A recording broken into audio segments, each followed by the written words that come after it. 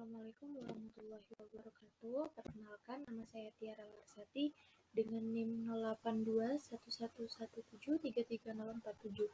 Di sini saya akan mempresentasikan PowerPoint saya tentang kuis medan elektromagnetik. Untuk materi yang pertama ada tentang review tentang vektor, dan untuk submaterinya ada aljabar vektor dan analisis vektor. Di sini untuk pengertian vektor sendiri merupakan suatu besaran yang menunjukkan nilai dan arah sekaligus. Simbol dari lambang vektor itu, lambang penulisan vektor itu sama dengan A dengan tanda panah di atasnya. Penulisan besar vektor itu A sama dengan mutlak A panah.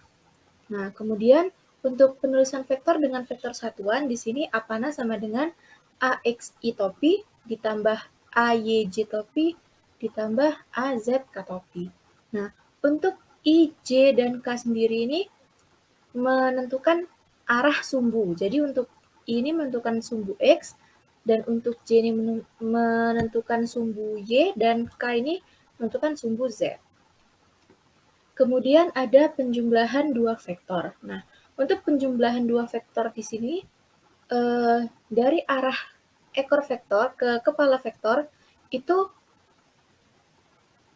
bertemu kepala vektor pertama bertemu dengan ekor vektor kedua. Nah, untuk lebih jelasnya bisa dilihat pada gambar ya. Untuk penulisannya sendiri di sini R sama dengan A plus B mutlak sama dengan akar dari A kuadrat ditambah B kuadrat ditambah 2AB cos theta. Untuk pengurangan dua vektor, yaitu di mana di sini ekor vektor kedua sejajar dengan kepala vektor pertama. Dan untuk penulisannya sendiri di sini A min B sama dengan akar A kuadrat plus B kuadrat plus 2AB. Akar A kuadrat plus B kuadrat minus 2AB cos theta.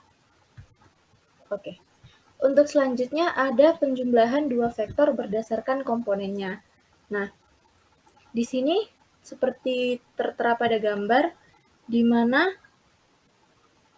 AX sama dengan A cos theta dan AY sama dengan A sin theta 2. Nah, kemudian BX sama dengan A cos theta 1, BY sama dengan A sin theta 1.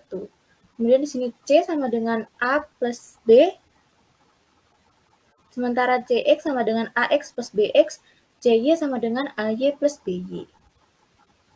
Oke, kemudian didapatkan hasil seperti itu. Kemudian perkalian skalar dua vektor. Di sini vektor A dikalikan vektor B sama dengan AB cos theta. Kemudian untuk perkalian vektor cross, itu B cross A sama dengan C. Nah, C sendiri di sini sama dengan B cross A mutlak. Jadi hasilnya sama dengan AB sin theta. Nah, untuk operasi matematis pada vektor menggunakan vektor satuan. Jadi di sini seperti yang sudah dijelaskan tadi, vektor satuannya dimasukkan. Jadi kayak AXI ditambahkan AYJ ditambahkan AZK, seperti itu. Hasilnya sama, hanya ditambahkan dengan satuan dari sumbu X, Y, dan Z itu. Oke, untuk penjumlahannya sama, hanya saja di sini antara vektor A dan vektor B, lambang yang disematkan diubah menjadi lambang minus. Oke, untuk operasi perkalian skalar, A sama dengan AXI ditambah AYJ ditambah AZK. Lalu vektor B di sini ada BXI ditambah BYJ ditambah BZK. Kemudian A dot B sama dengan AXBX ditambahkan AYBY ditambahkan AZBZ. Seperti itu. Kemudian di sini ada perkalian vektor cross. Nah, di sini diubah bentuk menjadi matriks terlebih dahulu. Jadi di sini ada I, AX, BX, J, AY, BY, dan K, AZ, BZ. Kemudian dijabarkan jadi A cross B sama dengan AXBX min AYBYI dikurangi AZBZ dikurangi AYBY J tambah AYBY dikurangi jadi di sini AYBZ gimana sih? Jadi di sini AYBZ dikurangi AZBYI dikurangi AXBZ dikurangi AZBXJ ditambah dengan AXBY dikurangi AYBXK seperti itu.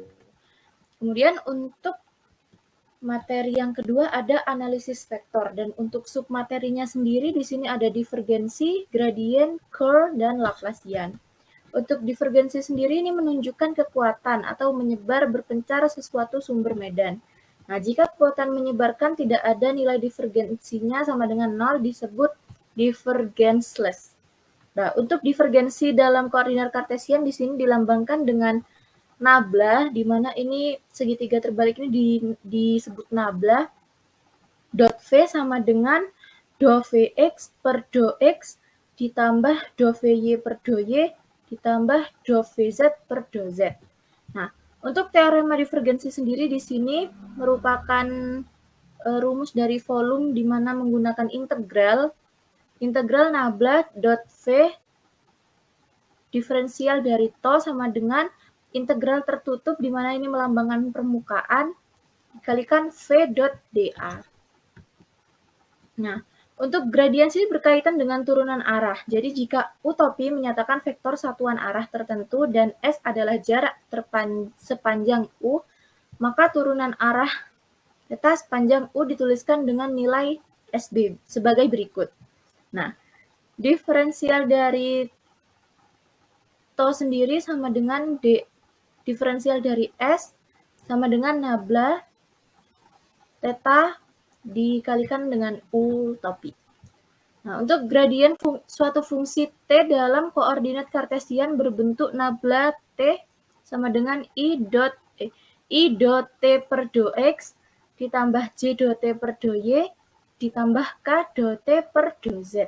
Nah, jadi di sini didapatkan kesimpulan bahwa nabla T itu merupakan suatu kuantitas vektor di mana menunjukkan arah kenaikan maksimum bagi suatu fungsi T. Kemudian di sini ada gradien dengan teorema gradien. Jadi di sini integral dengan batas A dan B nabla theta dikalikan diferensial dari L sama dengan nabla B minus nabla A. Nah, untuk gambarnya sebagai berikut. Kemudian ada curl. Nah, curl ini merupakan suatu vektor dalam koordinat kartesian berbentuk nabla cross V.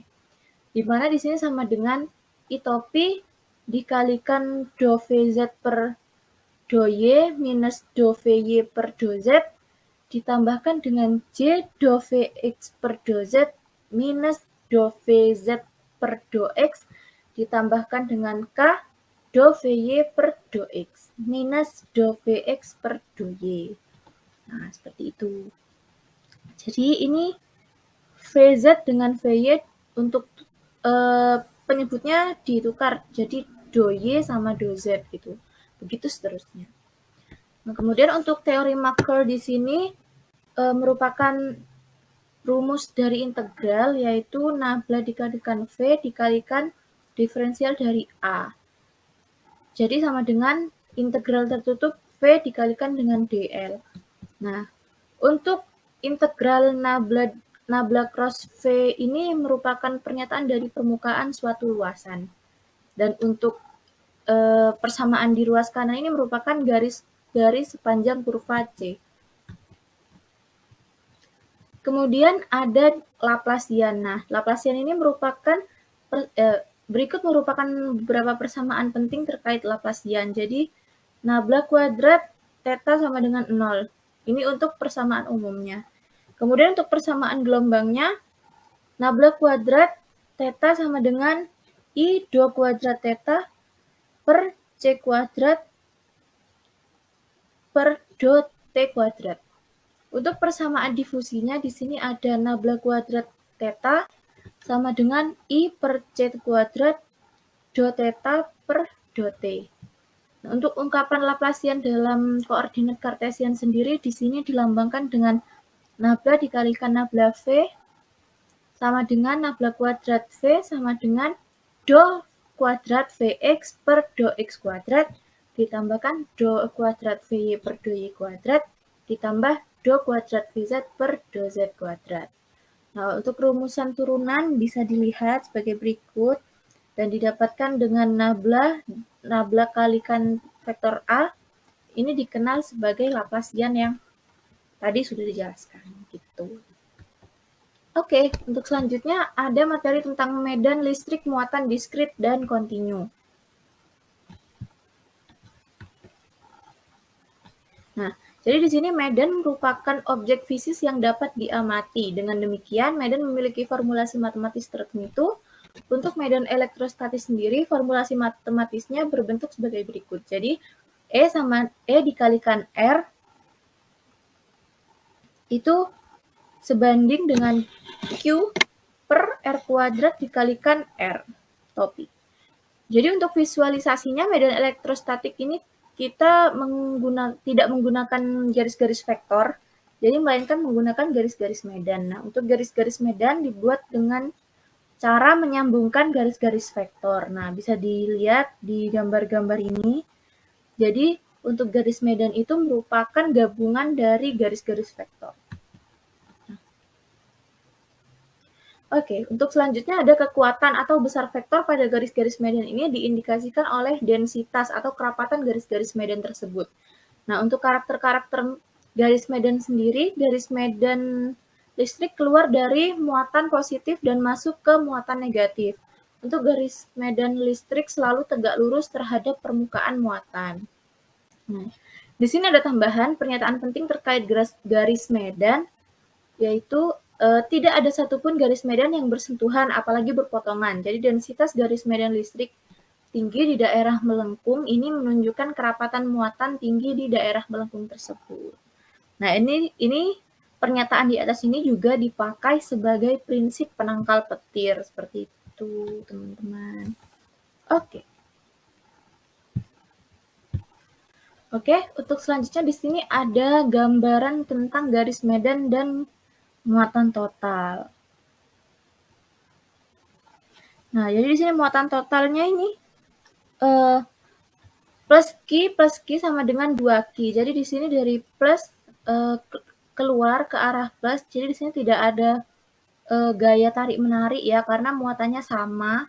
Kemudian di sini ada muatan totalnya plus Q min Q sama dengan 0. Jadi di sini terdapat gaya tarik-menarik antara muatan plus Q dan min Q. Nah, untuk ini plus Q1 dan min Q1. Jadi ini garis medannya ke satu arah, di mana lebih cenderung ke arah yang min Q. Seperti itu. Oke, selanjutnya ada gambar tentang permukaan ekuipotensial yang selalu tegak lurus terhadap garis-garis medan.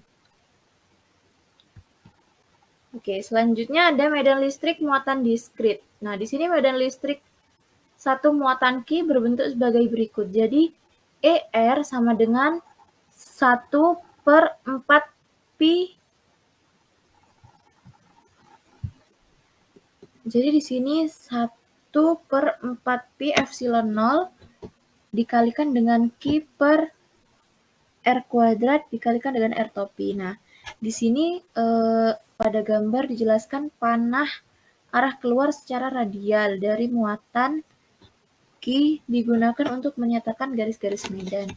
Nah, untuk selanjutnya ada medan listrik untuk suatu distribusi muatan diskrit berbentuk sebagai berikut. Untuk N, buah muatan sumber dari Q. Jadi, E dikalikan R sama dengan 1/4 pi epsilon 0 di sini dengan jadi di sini sigma QI per R1 kuadrat dikalikan dengan R1. Nah, untuk persamaan di atas ini merupakan persamaan dari medan listrik oleh sumber muatan diskrit.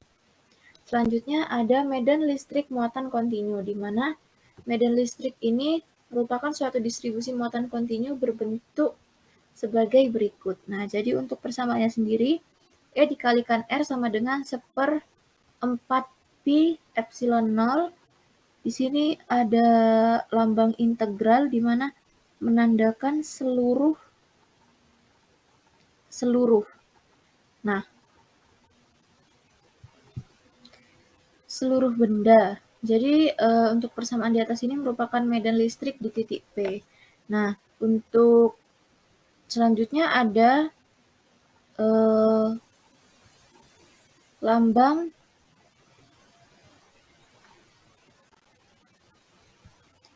ya, kemudian di sini ada R per R kuadrat dikalikan dengan rho dikalikan dengan R pangkat min 1, kemudian D tau aksen. Oh, ini R panah aksen dikalikan dengan diferensial dari tau aksen. Nah, untuk rho R aksen ini merupakan rapat muatan untuk suatu distribusi muatan. Kemudian ini ada contoh terkait medan listrik. Yang pertama itu ada medan listrik pada muatan garis lurus. Jadi di sini ada diferensial E sama dengan 1/4 pi epsilon 0 dikalikan dengan dq per R kuadrat. Sama dengan 1/4 pi epsilon 0 untuk dq-nya diubah menjadi lambda dx per R kuadrat. Nah, medan listrik di sini merupakan segmen muatan panjang, jadi diferensial L sama dengan dx. Oke, untuk yang kedua ada medan listrik pada suatu segmen kawat, panjangnya 2L membawa muatan garis serba sama lambda. Jadi ditunjukkan dengan cara menghitungnya seperti berikut. Nah, untuk persamaan EY sama dengan 1/4 pi epsilon 0 dikalikan dengan 2 lambda L per Z dikalikan dengan akar Z kuadrat plus L kuadrat ini merupakan besar medan listrik di titik P dengan arah menuju ke arah sumbu Y yang dipilih. Oke, untuk selanjutnya yang ketiga, ada medan listrik pada suatu segmen kawat yang panjangnya tak berhingga membawa muatan garis serba sama lambda. Nah, ditunjukkan dengan cara menghitungnya sebagai berikut. Nah, untuk rumus yang di sini menyatakan kawat yang sangat panjang sekali karena terdapat keterangan di sini panjangnya tak berhingga. Kemudian didapatkan persamaan sebagai berikut, di mana EY sama dengan 1/4 pi epsilon 0 dikalikan dengan 2 lambda L per Z akar Z kuadrat plus L kuadrat. Kemudian yang keempat ada medan listrik pada suatu segmen kawat panjangnya 2L membawa muatan garis serba sama lambda. Akan ditunjukkan dengan cara menghitung sebagai berikut. Nah, untuk yang kelima, ada medan listrik pada sumbu sebuah muatan cincin. Nah, jadi sini karena muatannya cincin, maka untuk persamaannya sendiri di sini diferensial EX sama dengan 1/4 pi epsilon 0 dikalikan dengan dq per R kuadrat cos theta. Kemudian didapatkan persamaan terakhir yaitu EX sama dengan 1/4 pi epsilon 0 dikalikan dengan XQ per X kuadrat plus R kuadrat dipangkatkan 3/2. Kemudian ada medan listrik pada sumbu sebuah cakram yang dimuati secara seragam. Nah, di sini udah dapat dibuktikan dengan didapatkan rumus EX sama dengan 1/4 pi epsilon 0 dikalikan dengan 2 pi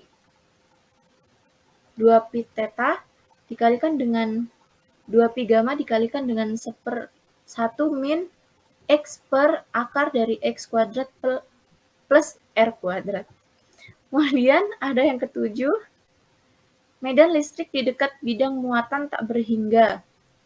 Jadi diperoleh bahwa medan listrik di dekat cakram bermuatan adalah sebagai berikut dan didapatkan hasil akhir EX sama dengan gamma per 2 epsilon 0. Kemudian ada Flux listrik dan hukum Gauss, di mana di sini merupakan pengertian dari flux listrik dan hukum Gauss ini merupakan kerapatan atau densitas garis medan atau kekuatan medan listrik sama dengan jumlah garis medan persatuan luasan tegak lurus.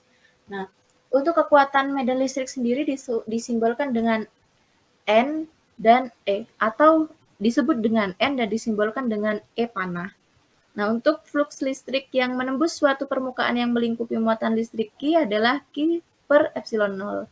Jadi di sini dirumuskan integral E sama dengan diferensial A sama dengan Q per epsilon 0. Kemudian dikenal dengan hukum Gauss untuk muatan titik. Nah, besaran dari integral E sama dengan integral E dikalikan diferensial S ini dikenal sebagai flux medan listrik. Nah, flux medan listrik ini melalui suatu permukaan sebanding dengan jumlah garis medan listrik menembus permukaan. Oke, berikut merupakan hukum Gauss untuk muatan listrik, dan secara umum pernyataannya dapat dituliskan sebagai berikut. Jadi untuk integral permukaan ini permukaan integral tertutup, E dikalikan diferensial dari A sama dengan 1/epsilon 0 dikalikan dengan Q terlingkupi. Jadi hukum Gauss ini dalam bentuk integral. Oke, untuk materi selanjutnya yaitu ada divergensi dan curl medan elektrostatik. Di sini ada dua submateri. Yang pertama ada divergensi medan listrik, yang kedua ada curl medan listrik. Nah, kemudian ini ada catatan penting tentang divergensi. Jadi untuk segitiga terbalik ini disebut dengan operator nabla. Kemudian divergensi di sini menunjukkan kekuatan menyebar atau berpencar sesuatu sumber medan. Nah, jika kekuatan menyebarnya tidak ada atau nilai divergensinya 0 disebut divergenceless seperti yang tadi sudah disebutkan ya. Jadi untuk medan listrik sendiri di sini E ditunjukkan bahwa nabla dikalikan E tidak sama dengan 0. Kemudian ada divergensi medan listrik.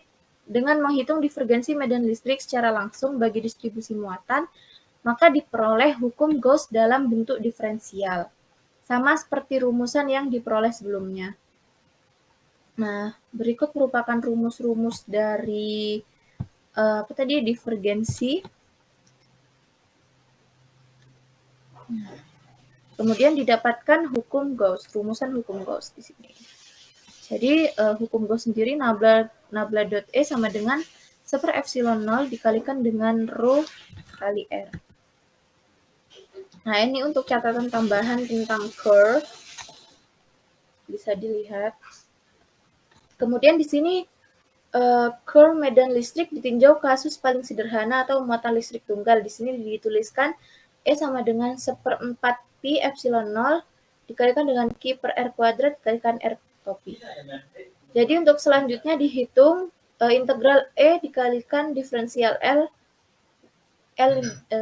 Ini merupakan persamaan di mana sepanjang lintasan tertentu dari suatu titik ke titik lain. Kemudian di sini kita hitung sepanjang lintasan C dari titik A ke titik B. Jadi di sini kita gunakan koordinat bola di mana diferensial L sama dengan dr R plus RD theta theta topi plus R sin theta D X topi. Ya, kemudian di sini ada rumus-rumus yang bisa dilihat dan didapatkan bentuk curl medan listrik di mana di sini nabla cross E sama dengan 0. Nah, kemudian untuk materi selanjutnya ada konsep dasar potensial listrik. Nah, di sini kita menghitung sepanjang lintasan C dari titik A ke titik B, kita gunakan koordinat bola seperti yang tadi sudah dijelaskan. Kemudian didapatkan persamaan. Nah, ini merupakan pembuktian untuk rumus yang tadi sudah didapatkan, yaitu nabla cross E sama dengan 0. Nah, di sini berdasarkan N sifat, nabla cross E sama dengan 0 dan rumusan curl sama dengan 0, berarti ada suatu medan saklar VR yang memenuhi. Nah, di sini medan saklar VR inilah yang kita sebut medan potensial listrik, di mana VR merupakan medan, bukan energi yang satuannya N kali N per C. Nah, kemudian selanjutnya diselidiki tanda plus atau minus yang cocok untuk persamaan tersebut. Nah, kemudian ditunjukkan dan didapatkan secara umum berlaku bahwa integral garis medan listrik tidak bergantung pada lintasan integrasi. Nah, kemudian ada pembahasan tentang beda potensial listrik antara dua titik A dan B dapat dituliskan sebagai berikut. Dan didapatkan persamaan VB min VA sama dengan min integral batas bawah A dan B E dot diferensial L. Nah, kemudian beda potensial sering disebut sebagai tegangan listrik atau voltase yang satuannya volt. Nah, kemudian di sini menurut teorema gradien tentang potensial listrik, kemudian kaitan antara medan listrik dan potensial listrik yang cocok menggunakan tanda minus. Jadi didapatkan di sini E sama dengan minus nabla V. Nah, kemudian di sini ada catatan konsekuensi dari konsep 3 potensial listrik. Didapatkan persamaan Poisson. Nah, persamaan Poisson sendiri di sini nabla kuadrat V sama dengan min rho per epsilon 0. Nah, permasalahan matematis elektrostatika pada hakikatnya adalah mencari solusi dari suatu persamaan Poisson.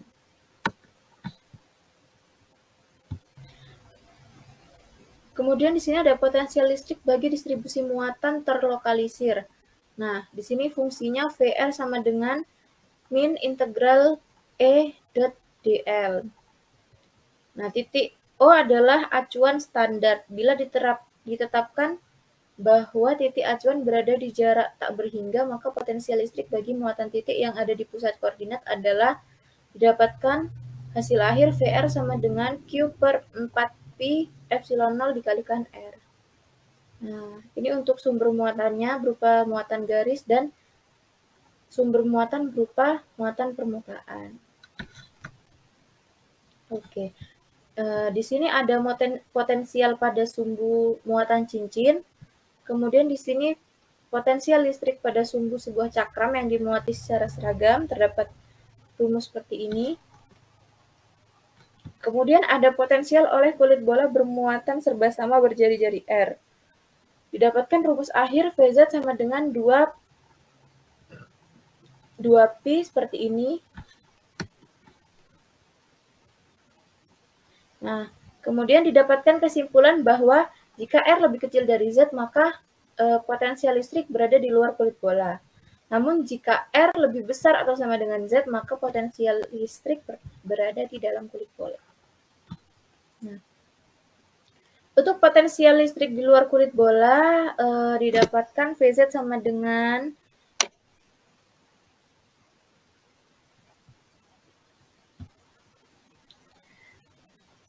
GR kuadrat per epsilon 0 kalikan Z. Kemudian untuk potensial listrik di dalam kulit bola didapatkan VZ sama dengan gamma R per epsilon 0. Jadi catatan tambahan di sini, ringkasan untuk mengingat rumus saja. Jadi yang pertama ada hukum Gauss, yang kedua ada hukum Coulomb, yang ketiga ada persamaan Poisson, dan yang keempat ada persamaan E sama dengan nabla dikalikan dengan V. Nah, selanjutnya ada syarat batas elektrostatika. Nah, di sini syarat batas elektrostatika di sini dilambangkan dengan pillbox pada suatu permukaan yang ditembus oleh medan listrik. Kemudian dinyatakan dengan hukum Gauss. Jadi untuk komponen normal medan listrik pada suatu bidang batas bersifat diskontinu sebesar gamma per epsilon 0. Kemudian akan kita selidiki sifat komponen tangensial medan listrik pada bidang batas. Nah, di sini berdasarkan rumus integral tertutup E dot dl sama dengan 0. Maka komponen tangensial medan listrik pada suatu bidang batas bersifat kontinu. Jadi di sini E sejajar atas sama dengan E sejajar bawah, begitupun seterusnya. Kemudian kondisi batas persamaan dan dapat dikombinasikan sebagai berikut. Jadi di sini E yang tegak lurus di atas dan minus E yang tegak lurus di bawah sama dengan gamma per epsilon 0, E sejajar atas min E sejajar bawah sama dengan 0. Jadi didapatkan E atas min E bawah sama dengan gamma per epsilon 0 dikalikan dengan entropi.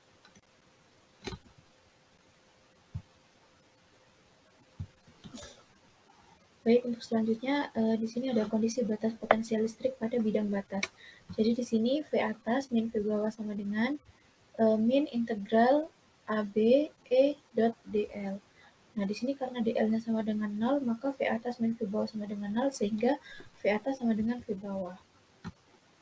Kemudian, untuk materi selanjutnya ada usaha dan energi dalam elektrostatika. Nah, di sini untuk memahami energi potensial listrik, kita hitung usaha untuk menggerakkan muatan. Jadi, di sini ada Q1, Q2, dan Q3, dan seterusnya sampai Qi merupakan konfigurasi muatan sumber. Nah, untuk muatan uji Q digerakkan dari titik A ke titik B, kemudian dihitung usaha yang dilakukan.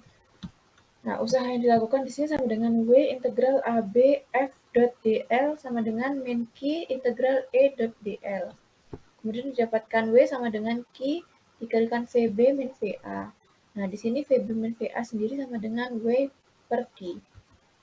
Nah, kemudian ada perbedaan potensial antara titik B dan titik A sama dengan usaha persatuan muatan yang diperlakukan untuk membawa partikel muatan dari Q dari A ke B.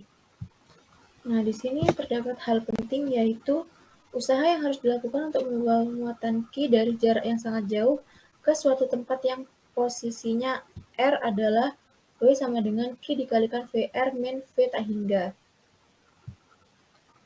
Kemudian di sini ada, jika kita tetapkan bahwa titik pada jarak tak berhingga ditetapkan sebagai acuan potensial 0, maka W sama dengan Q dikalikan VR, di mana VR sama dengan W per Q. Nah, W sendiri adalah usaha yang diperlakukan untuk membawa muatan Q dari tak berhingga ke suatu titik tertentu. Dalam pemahaman ini, potensial adalah energi potensial persatuan muatan yang diperlakukan untuk membawa dari tak berhingga ke suatu titik tertentu. Kemudian di sini terdapat energi potensial listrik adalah usaha yang diperlakukan untuk membentuk konfigurasi sistem muatan. Nah, untuk catatannya berdasarkan rumus VR sama dengan W per Q, pemahaman istilah potensial listrik sebagai energi ini kurang tepat karena potensial listrik adalah medan atau yang disebut dengan potensial skalar. Nah, energi potensial skalar listrik untuk distribusi muatan titik di sini dihitung besar energi yang diperlakukan untuk membentuk keseluruhan kesatuan distribusi muatan titik. Untuk membawa muatan pertama Q1 tidak diperlakukan usaha.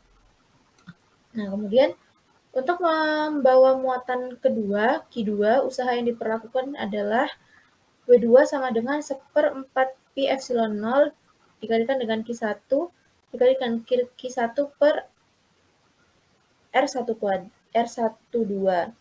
Kemudian untuk membawa muatan ketiga atau Q3, usaha yang diperlukan adalah W3 sama dengan 1/4 Pi epsilon 0 dikalikan dengan Q3, kemudian dikalikan dengan Q1 per R13 ditambah Q2 per R23. Nah, untuk membawa muatan keempat atau Q4, usaha yang diperlukan adalah W4 sama dengan 1/4 Pi epsilon 0 dikalikan dengan Q4, kemudian dikalikan lagi dengan penjumlahan dari Q1 per R14 plus Q2 per R24 plus Q3 per R34. Begitu seterusnya. Kemudian usaha total yang diperlukan untuk menyusun keseluruhan kesatuan distribusi muatan titik adalah sebagai berikut, dan didapatkan kesimpulan bahwa W sama dengan 1/4 Pi epsilon 0 sigma dari I sama dengan 0 N I per Qj per R IJ. Nah, di sini disyaratkan J lebih besar dari I agar pasangan tidak terhitung dua kali. Kemudian di sini ada energi potensial listrik untuk distribusi muatan kontinu. Nah, untuk muatan garis yang kerapatannya lambda, energi totalnya adalah W sama dengan setengah integral dari lambda VDL. Nah, untuk muatan permukaan yang kerapatannya sigma, gamma energi totalnya adalah W sama dengan setengah lambda integral dikalikan gamma VdA. Nah, untuk muatan volume yang kerapatannya rho, energi totalnya adalah W sama dengan setengah integral rho V dikalikan dengan D tau. Nah, kemudian di sini tidak dibuktikan W sama dengan epsilon 0 per 2 integral tau E kuadrat D tau. Nah, di sini terdapat catatan, di mana catatan 1 yaitu gaya kolom termasuk gaya konservatif. Nah, gaya konservatif sendiri merupakan gaya yang tidak menyebabkan perubahan energi total partikel atau benda saat bergerak. Usaha oleh gaya kolom merupakan usaha konservatif atau W konservatif. Nah, energi potensial listrik ini W sama dengan min W konservatif. Untuk catatan kedua di sini, W sama dengan min W konservatif, di sini tak bergantung lintasan. Jadi, untuk persamaan ini tidak bergantung pada lintasan. Nah, usaha yang diperlukan melalui lintasan A, B, C, dan D itu besarnya sama. Seperti itu. Oke, mungkin sekian presentasi yang dapat saya sampaikan. Kurang lebihnya mohon maaf. Assalamualaikum warahmatullahi wabarakatuh.